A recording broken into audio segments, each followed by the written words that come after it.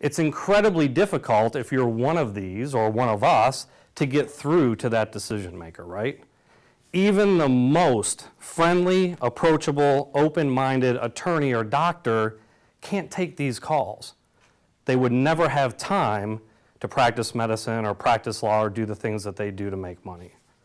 Okay, so I think this is kind of common sense, but if you think about there's, I don't know, 17, 18 different sales reps right there, just imagine 2 per week, and I think it's a lot more than that, but 2 per week contacting the same person you're trying to make a client.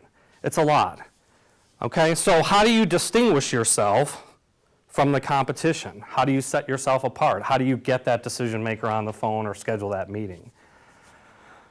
You can make a lot of cold calls, right? I mean, you could smile and dial all day long. That never worked for me because I never had the discipline to do it. I was never the type of person who could sit down and dial the phone 50 times, hopefully to get one person to respond to me or to take my call. And I also wasn't that good in that first 5-second period that you have to be when the person does take the call. You know, I could do okay if I was in a meeting. You know, if I could sit down with somebody face to face, I would do okay. But I wasn't the type that could, in 5 seconds or 10 seconds, whatever you do, I was able to grab them. Okay? So what I ended up doing was trying to become more strategic. It takes more time than getting a list of phone numbers and calling, but for me it was much more effective. And what I'd like to share today are some very specific examples you can use to try to get that initial meeting. Okay? The key, I think, is to put yourself between your prospect and something that's very important to them at that moment. Okay? Because we all get tunnel vision when something's important, right?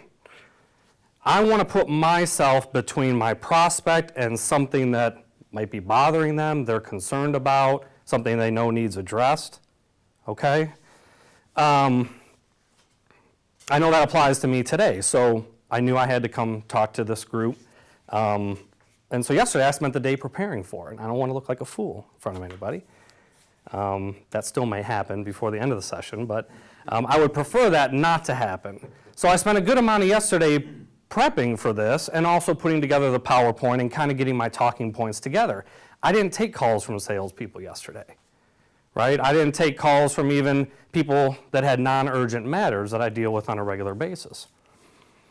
But had a guy emailed me and said, you know, Matt, I've got 6 great jokes to open a presentation with, I probably would have taken that call or that email. It was on my radar, okay?